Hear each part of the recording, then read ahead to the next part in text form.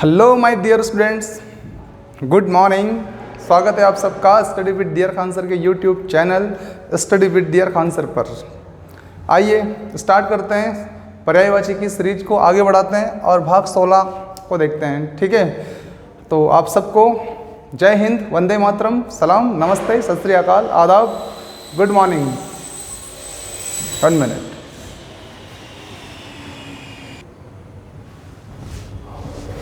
देखिए, थाती का जमा पूंजी धरोहर और अमानत होता है। ठीक है, तो देखो भैया, इसको याद करना बड़ा आसान है। ये तो सबको पता है, जमा पूंजी का मतलब अमानत है। हमारे पास किसी की जमा पूंजी है मतलब वो अमानत है ना, ये दो क्लियर है। उसने धर के गया हमारे पास, वो धरो, हर कोई रख सकता है ऐसे विश्वास पात्र के पास में, तो धरी है उसने, अमानत धरोहर। ठीक है ना। थाती, इन दोनों शब्दों को अलग तरह से तोड़ के देखते हैं। देखिए, जमा था, पूंजी मतलब हमारे पास पूंजी तो थी और धन जमा था, तो थी और था ती। ठीक है, तो थाती जमा था और इधर पूंजी थी, राइट, तो थाती भी कहते हैं इसको। ठीक है, थाती जमा पूंजी धरोहर और अमानत। ओके, आगे देखें। थाक ढेर और समूह। देखो, किसी चीज का ढेर लगा दो, जैसे केरी का ढेर लगा दिया एक जगह, तो उसका ग्रुप बन गया ना एक, तो समूह हो गया। और इसी तरह से इंसान जब थक जाता है मतलब थक जाता है, तो ढेर हो जाता है। क्या हो जाता है? ढेर हो जाता है। तो थाक, ढेर और समूह। ओके, तो थाक का ही एक पर्यायवाची ढेर है और समूह है। थप्पड़, ये आप अच्छी तरह जानते हैं क्योंकि खूब खाई होगी। हाँ सर, ठीक है। तो थप्पड़ का मतलब तमाचा याद है आपको, झापट याद है, झापड़ याद है ना, तमंचा। ठीक है, तो तमाचा, झापड़ और झापट, थप्पड़ सिंपल है। ठीक, आगे देखिए। खंब, खंबा और स्तंभ।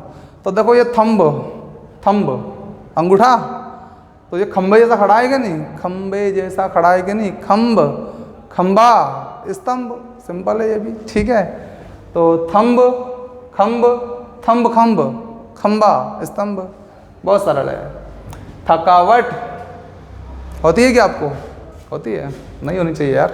देखो, थकावट को आप लोग थकान भी कहते हो, थकन भी कहते हो। बहुत थकन हो गई, थकान हो गई, थकावट हो गई। अब क्या होगा, जब थकान हो जाती है तो क्लांत होता है।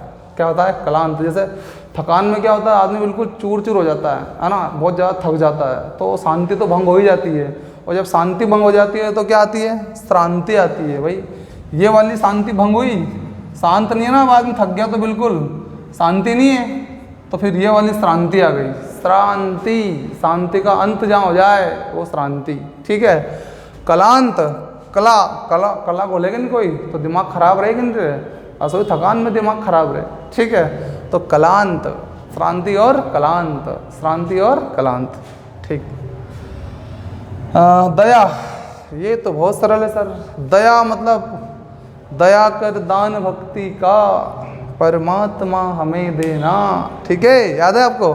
तो दया कर दो हमारे ऊपर, मतलब कृपा कर दो हमारे ऊपर, अनुग्रह कर दो हमारे ऊपर, अनुकंपा। किसी को अनुकंपा नियुक्ति मिलती है ना, मतलब जैसे उसके पिताजी की डेथ हो गई तो उसको फिर अनुकंपा नियुक्ति, तो मतलब उसके ऊपर दया की सरकार ने, तो अनुकंपा नियुक्ति मिल गई उसको। अनुकंपा मतलब क्या होता है? दया। अनुग्रह है ना, घर से उसको नौकरी दे दी, अनुग्रह हो जाएगा। करुणा याद ही है ना, दया करुणा है ना। प्रसाद, भगवान हमारे ऊपर दया करते हैं तो क्या देते हैं उधर मंदिर में? प्रसाद। ये भगवान की प्रसाद है, आपके ऊपर दया है, प्रसाद। आपने सुना होगा ना, बहुत सारे केंद्रीय जो कर्मचारी होते हैं वो जैसे राष्ट्रपति के बारे में कहा जाता है कि राष्ट्रपति के प्रसाद पर्यंत पद धारण करते हैं, है ना। तो वो प्रसाद मतलब उन राष्ट्रपति की कृपा के माध्यम से पद धारण करते हैं। तो प्रसाद का मतलब एक तरह की क्या है? दया। ठीक है। संवेदना, सहानुभूति, सांत्वना, रहम, तरस, हमारे ऊपर जैसे कोई कहता है ना, जो बहुत लाचार आदमी रहता है, रहम करो साहब, रहम करो। तरस खाओ मतलब दया करो, तरस, रहम, तरस। अब वो आपके ऊपर देखो दया खाएगा तो आपको क्या देगा? वो सांत्वना देगा, मतलब आपके ऊपर दया करेगा, सांत्वना, है ना, कि शांत हो जाओ, शांत, ठीक है, सब हो जाएगा, सांत्वना। आपको क्या दी? सहानुभूति दी, है ना, हम आपके साथ ही है ना, सहानुभूति, है ना। संवेदना, आपके दर्द में वो साथ में आ गए, तो मतलब आपके ऊपर दया हो गई उनकी। संवेदना, वेदना मतलब क्या, दर्द, ठीक है।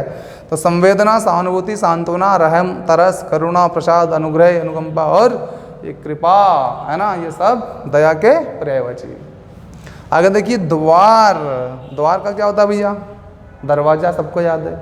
हम अपनी भाषा में कहते हैं किमाड़ और किवाड़, किवाड़ भी और किमाड़। तो किमाड़ बोलते हैं ना, किमाड़ से ही अपन क्या पढ़ लेंगे, तो किवाड़, आड़ कर देता है ना, आड़ा कर देता है, तो कीवाड़, जिससे कि आड़ हो जाए, कीवाड़, ठीक है। कपाट याद ही है आपको, है ना। और पल्ला, वो एक गेट जो होता है वो क्या होता है, पल्ला ही होता है, एक पल्ला दो पल्ला, है ना। तो जैसे एक घर बनाया, आप ऐसे याद कर सकते हैं, जैसे घर बनाया तो एक ने कहा कि भाई मैं तो किवाड़ बाद में लगा लूँगा, किवाड़। तो घर वाले दूसरे बोलने लगे पल्ला, घर बनाया नया, गेट नहीं लाएगा, पल्ला, पर तू तो ला, पल्ला, पल भर में ला, पल्ला, ठीक है। हाँ, तो द्वार, दरवाजा, किवाड़, कपाट और पल्ला, ठीक। आगे देखें, द्वेष। बोले द्वेषपूर्ण कार्यवाही हुई। द्वेषपूर्ण कार्यवाही का मतलब समझ में, दुश्मनी पूर्वक, देखो दुश्मनी पूर्वक, बैर पूर्वक, शत्रुता पूर्वक, ये याद ही है आपको, दुश्मनी, बैर, शत्रुता। अब जिसके बीच में बैर रहता है वो खार करता है एक दूसरे से, खार करता है, नहीं बोले खार खा रिया है, बहुत खार कर दिया है, विरोध करेगा। फिर दुश्मनी जिससे रहती है उसका विरोध तो करता ही आदमी, करता है ना विरोध, ठीक है। तो दुश्मनी, बैर, शत्रुता, खार और विरोध, ओके।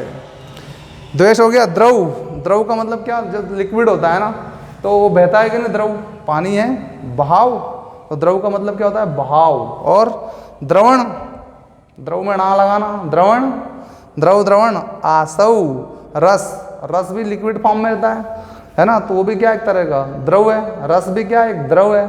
और जब हम रस पीते हैं, जब हम जूस पीते हैं तब वो अच्छा लगता है, आसौ लगे हो, सौ, सौ मतलब अच्छा लगता है, आसौ, है ना।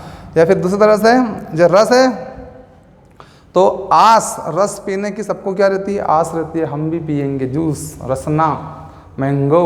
कौन कौन सा पीते हैं आप, कमेंट में लिखो, अरे लिख दो यार जल्दी से। अच्छा, like share subscribe, like share subscribe, ध्यान रखना, मैं कहना भूल जाता हूँ, आपको याद रहना चाहिए, रहता है ना। बहुत बढ़िया, आ जाइए फिर और देख लेते हैं आगे। तो द्रव, है ना, द्वेष, दुश्मनी, बैर, शत्रुता, खार, विरोध हो गया। इसके बाद द्रव्य हो गया हमारा, लास्ट है द्रव्य। द्रव्य का मतलब क्या बेटा, द्रव्य मतलब पदार्थ भी होता है, वस्तु भी होता है, धन होता है, दौलत होता है, संपत्ति होता है, संपत्ति, है ना, धन, दौलत, संपत्ति, वित्त, अर्थ, ये सब किसके पर्यायवाची है, ये सब द्रव्य के है। तो वित्त, वित्त मंत्री याद है, मतलब वही।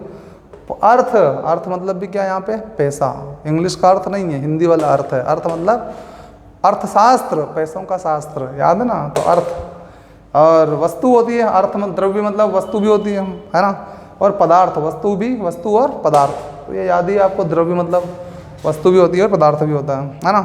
दौलत, धन, दौलत, इधर देखो, धन और दौलत, द्रव्य मतलब धन और दौलत, ये याद ही है। और संपत्ति, धन, दौलत, संपत्ति। विभूति, उनके पास भूति, उनके पास विभूति पैसा रखे, विभूति।